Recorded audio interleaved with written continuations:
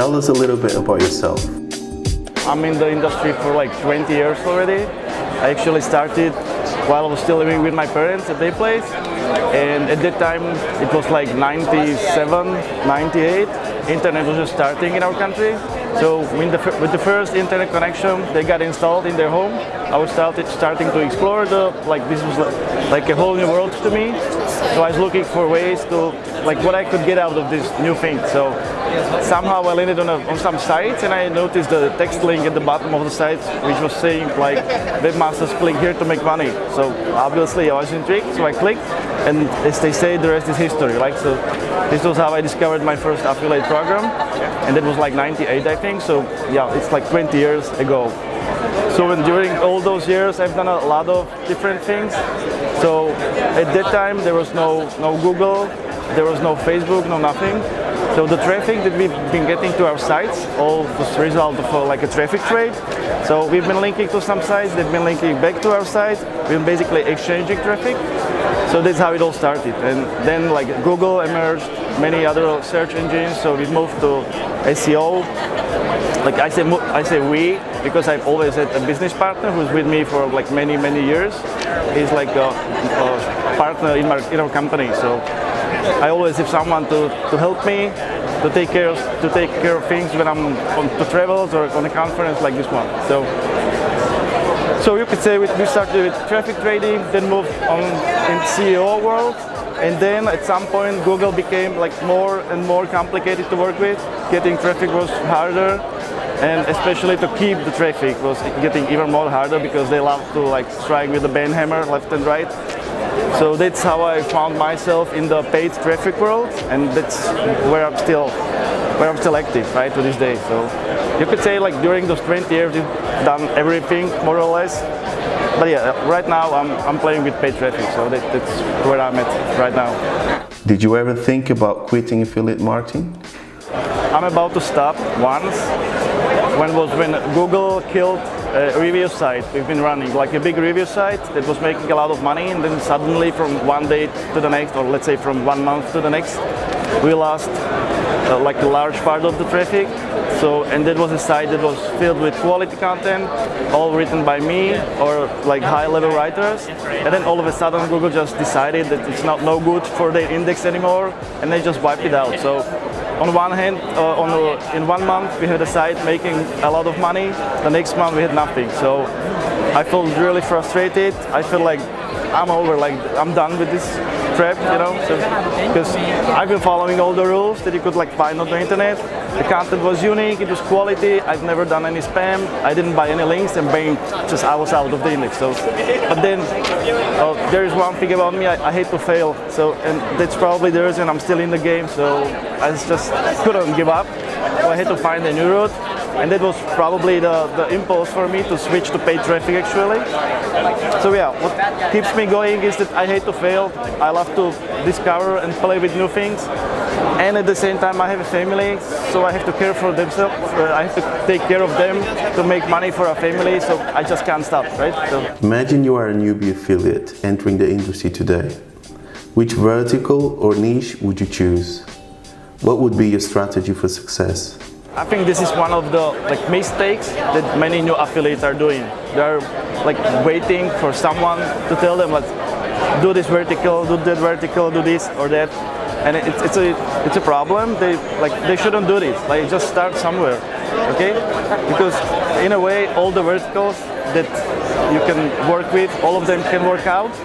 You just have to find your own way. So don't wait for someone to tell you do this, do that. Just start somewhere, and then the whole story will unfold in front of you. So just start somewhere, learn the basics somewhere, and as you go, you will find what you enjoy, what you don't like, and then somehow it will navigate you on your own. So I wouldn't say start here, just start somewhere. Let's just take action. That's the key. What's the biggest challenge for a newbie in the affiliate marketing? Affiliate marketing is an industry. It's still, you could say, it's a new thing.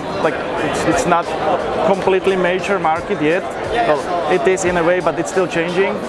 New rules are coming in all the time, and this is one of the biggest challenges I see, because people love to explore or work in markets that are not regulated, right?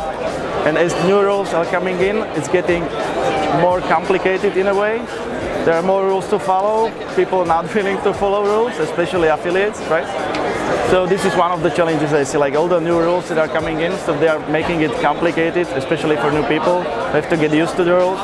They are not that, like, the rules there have to be some rules, right? And it's not like you couldn't find your ways and still stay within the rules. It's possible, but yeah, it's one of the challenges that the new people have to go through. So find their way to operate within the frames that the industry allows. And new affiliates have to do a lot of testing these days. Okay, so there's a lot of offers in multiple verticals. Like you at Mobidea alone have like a couple thousand offers, right? So to find the good ones, that can be a challenge. So there's a lot of testing involved, and sometimes it's a painful experience to be buying traffic, sending it to offers, then seeing one offer to fail after another, and it takes some time to find the good one, like the gold mine. But they are there, you just have to find them. Yeah? So that's another quite a challenge for new people especially. Which are the 3 skills an affiliate should have to be successful and to become a super affiliate? You need to learn how to look for information, because information is everything. Like you need to know where to look, where to find good companies to work with, for example. You need to learn how to find partners to work with, so that's one skill, like look for the information. You need to be persistent, that's another one, but it's so easy to give up. There are so many obstacles to overcome, right? You need to do a lot of testing. It's easy to just give up in the middle of the process, and I think we also the picture about the miner, like looking for those diamonds, and he just gave up. Like one more hit and he would be there. So it's so easy to make this mistake is so easy to make. So you need to be persistent. And another one would be like listen to advice, right? I'm giving advice to so many people, and they'll listen, and then they just do something completely different. So there are people who are willing to help you, so listen to them. So find the information, listen to the right people, and stay persistent, and you will get there. The market is now more regulated than ever before.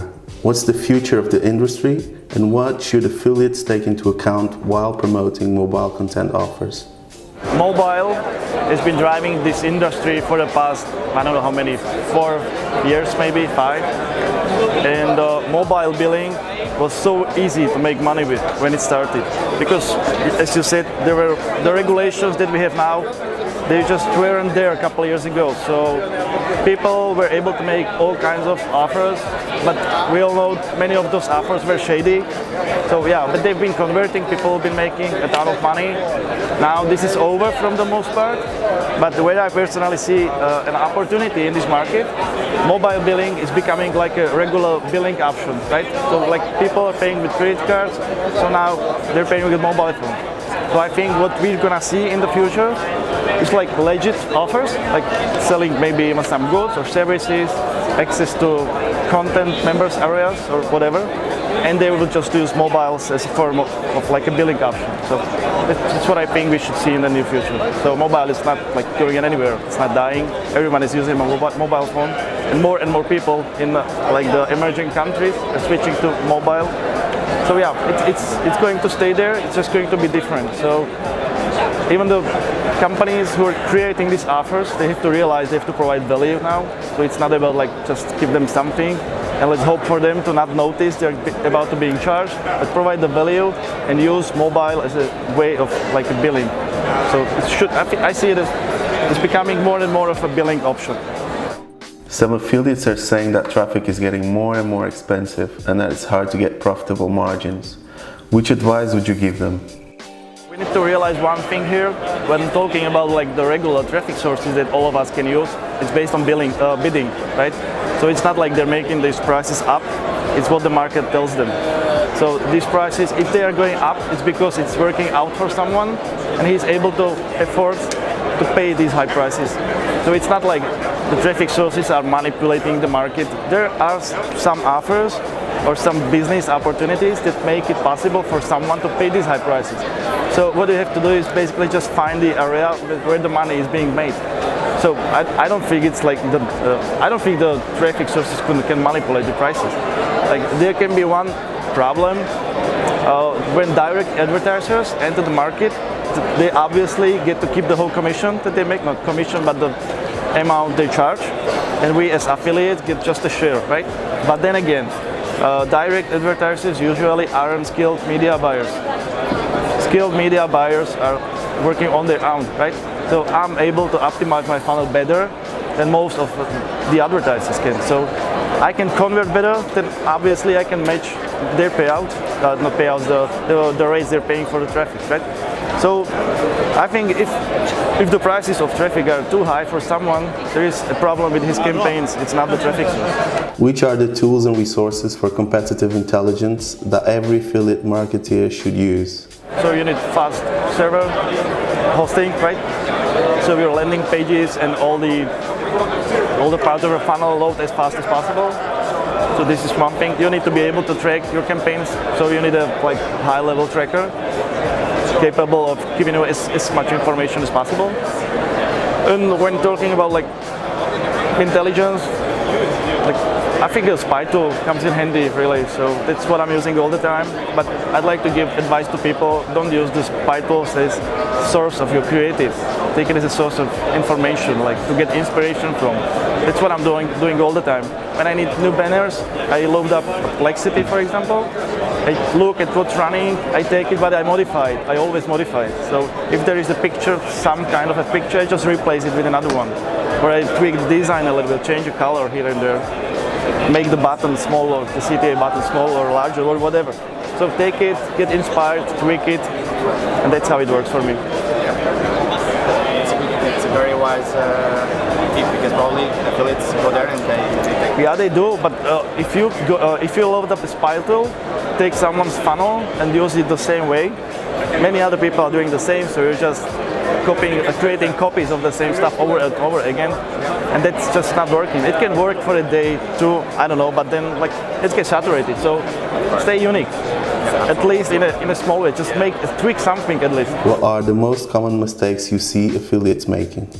One mistake that I still fail to understand: they come to me or to anyone else asking for advice, they get it, and then they don't follow it. So I tell them you need to test a lot of offers because you need to find the good one. And they test 2 offers and come back, oh, it's not working. Well, obviously it's not. You just tested 2 offers and you hit two bad ones, so it's not working that way. So, which leads to another mistake: they're not testing enough, right? So yeah, that's the way it is these days. I'm sorry, but that's the reality. There's a lot of offers. There's a lot of companies who want to make money on the internet. A lot of companies creating offers, but none of them are able to create good ones, and you need to find them. So it's another mistake.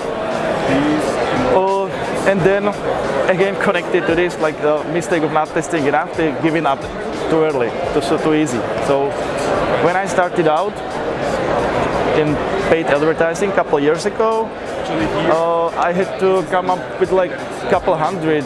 I'm not sure. I don't remember the exact number anymore, but it was 300, 400 banners that I have to make, and I tested about 100 landing pages and a lot of offers till I found a winning campaign.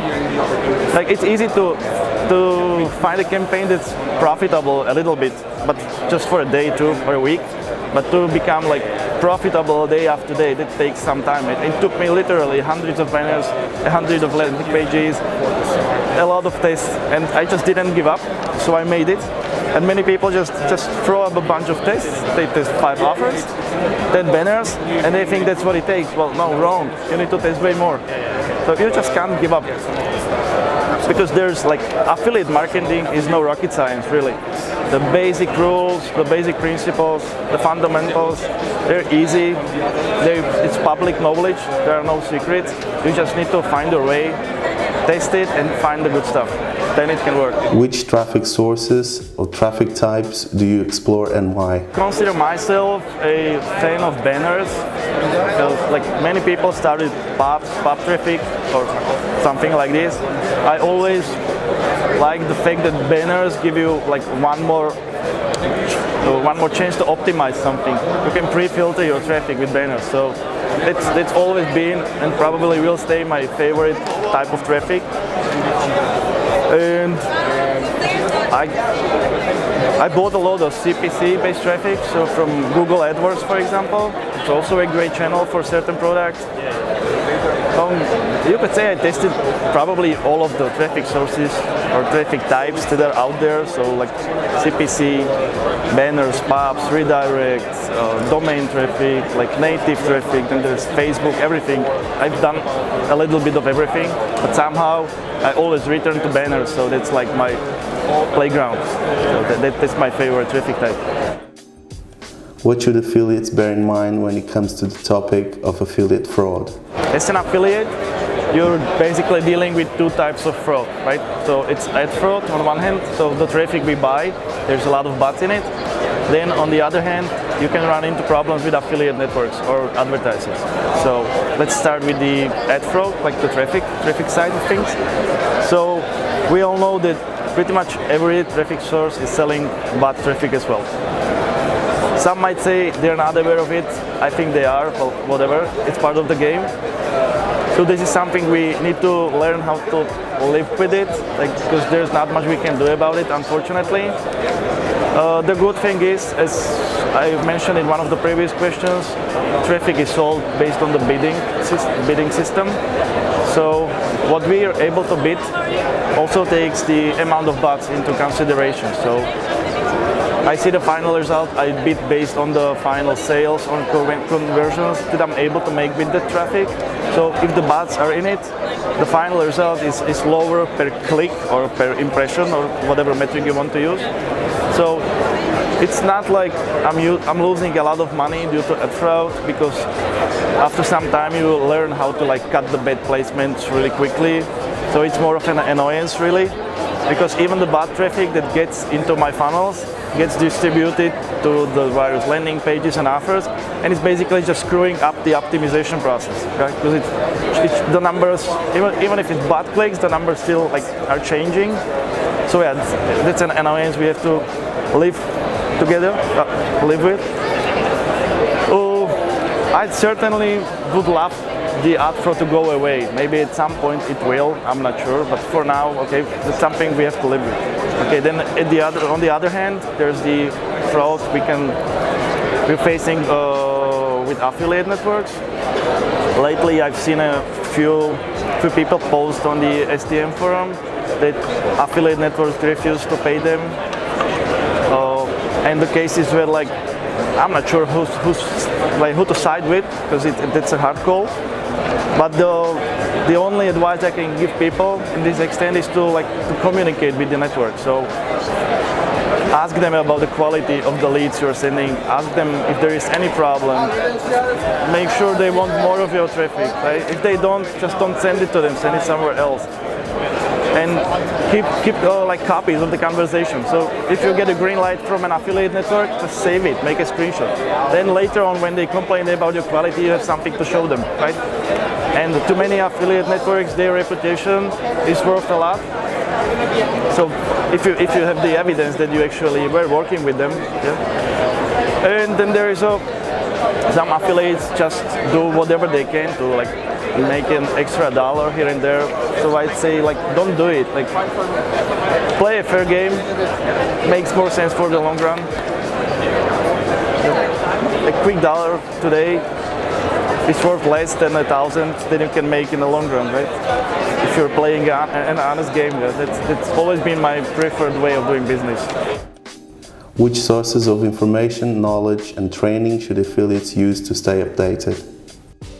I could say that the private communities, I don't want to pitch STM forum because I'm a moderator, but the truth is, it's a very cool community with many skilled affiliates hanging around, and it's also a very open community. So people are sharing quality information in there. So that helps. When I started with paid traffic, STM forum helped myself a lot. That's the truth. Then there are blogs. Okay, so people who simply post articles, I do post articles myself. Your academy is an awesome awesome source of information. Then there are many bloggers, not that many, but you can easily find 5 or maybe 10 to follow, depending on what kind of business you are into. So yeah, read the blogs. look for information, become a member of some forums. You don't have to. It doesn't have to be like only STM forum. There are free affiliate forums as well.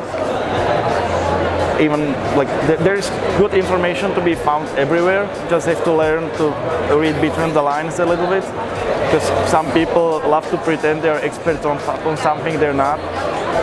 And affiliate conferences like this one, for example, has been an awesome source of information, especially like higher level conferences with great speeches. That's a great source of information. And then the networking. It's like priceless, really. Like the people you can meet here, become friends with, that can like really help you a lot. Because people are more likely to share quality information with someone they know, right? So if you see someone face to face, and even the parties, like nothing helps the conversation better than a few beers, you know, and then the knowledge bombs are dropped. So definitely, forums, blogs, networking, so private communication with people, conferences. Should affiliates read a specific book to succeed? Speaking about myself personally, I get most of my information online. So I love to read books, but I prefer fantasy books. Okay, so the life I'm living, business I'm doing, it's part of my like everyday routine.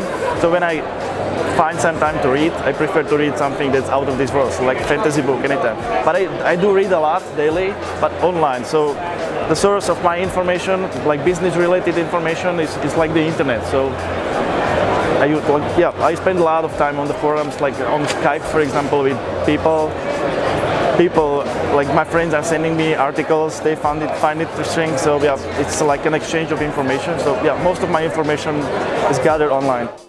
What can you say about the hottest affiliate marketing trends for 2018? I think what we're seeing now is some kind of a shift to a few different geos.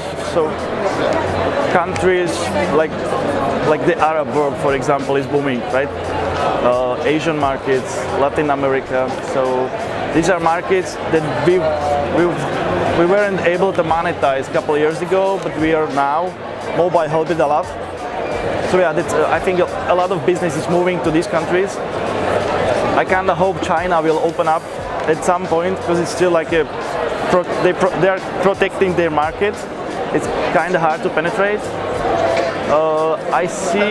I met a few people from Japan at this conference, and they're looking to expand into European markets, because Japan is also like an undiscovered territory still, and it's a rich country, quite large geo, right?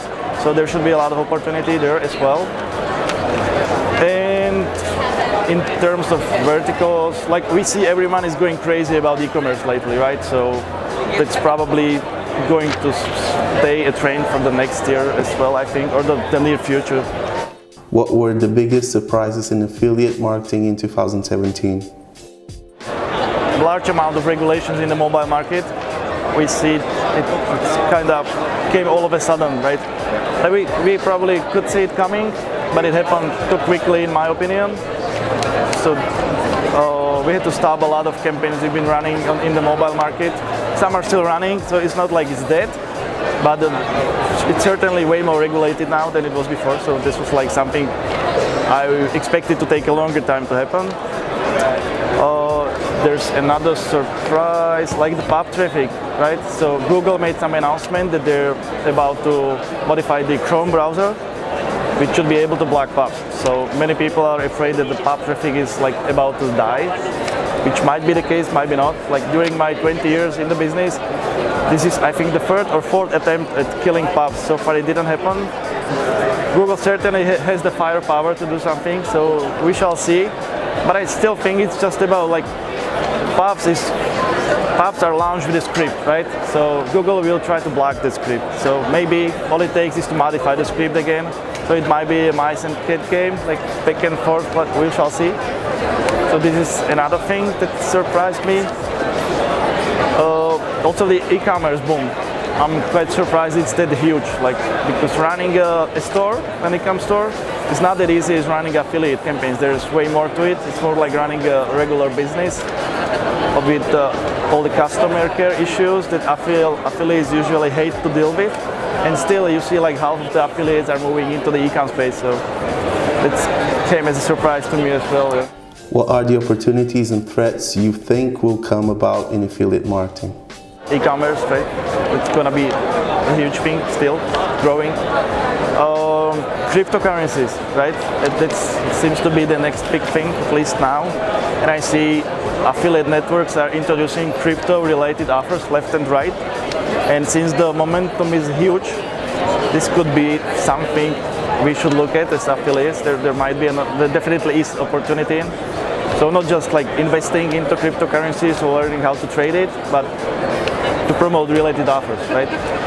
And there are some things like shared mining, for example, right? You can buy mining power, and obviously these people are willing to pay a share of the revenue they make with it. So this might be something to promote in the future. So I think cash on delivery seems to be quite a big trend lately as well. So I think this will be growing because again, this enables us to reach markets that were not monetizable before. So I see a few affiliate networks like they specialize in cash on delivery now. So we can sell to countries like Eastern Europe, for example, where people are traditionally like not so happy about using credit cards, for example. So I'm from Eastern Europe as well as Slovakia, so I know the people in my country. Everyone is using cash on delivery. Like nobody is paying up front anymore. Just wait for the courier to deliver the goods, you pay when you receive them. So this is another big thing for the future, I think. And then there are some evergreen verticals, markets, they are still running strong. So I don't know, like nutrition stuff, still running strong. They have like evergreens like casinos, gambling, dating. So these are things to stay and to flourish, I think. How do you see Mobidea? When I first started to work with Mobidea, it was like 3 years ago, I think. I've been quite heavily into mobile offers at the time. So I like the fact you had the smart link option, you have a lot of offers, so it was a good platform to use. And I've been like watching you closely, and you evolved into what I believe is a great platform for whoever is starting out in affiliate marketing. So you still have those smart links, you have direct offers, you now have the tracker, right? I know you're working on a DSP. I know you plan to release the tracker to the public for use with other offers as well. And we're doing really well with you in terms of STM forum as well, because when the new people are asking for like where should I start, so we feel quite comfortable to send them to you because we know you have a really strong like support team for affiliates, and you have the tools the people need to walk their first mile in affiliate marketing. So yeah, the way I see Mobidea, you are really a good platform to start with. What's your opinion of adult traffic? So yeah, it's true, we run adult traffic as well. I think any affiliate should run any traffic there is, right? So you shouldn't stay away from adult traffic just because it's adult. It's the same people as anywhere, right? Just watching some kind of different content at that time. And when talking about changes, actually the problem is that there are no changes at all. Like the market is so stale, it's not even funny anymore. Like everyone is pushing the same offer type, using the same type of creatives, using the same landing pages. So I think it's like there really is a need of something new. Like because from like we all know that the adult industry revolutionized a few things. Like they pushed the VHS format back then, like video cassettes, tapes. Maybe you remember. Then the war between different formats like DVD or whatever. So the adult industry had the power to like be the deciding factor at times. Even when the internet emerged, they were like quite pioneers in many ways. But it seems to be gone for now. I'm not sure why. And I certainly wait for the next big thing in adult, because adult has the power to make a lot of money. So whenever something new emerges, there's a lot of money to be made in the adult industry. So yeah. So I hope something new will emerge, because yeah, it's really stale right now. Like nothing new is happening. Any future plans you'd like to share with us? I just plan to keep on doing what I've been doing till now. So yeah, I'll keep on running my affiliate campaigns. I'll keep on posting on STM forum. I'll keep on writing for my blog. I'll keep on trying to help people to make their first steps in affiliate marketing. and I'll plan to keep on caring for my family and spend time with my children and my wife. So that's what I like doing the most, I would say. So yeah, business as usual.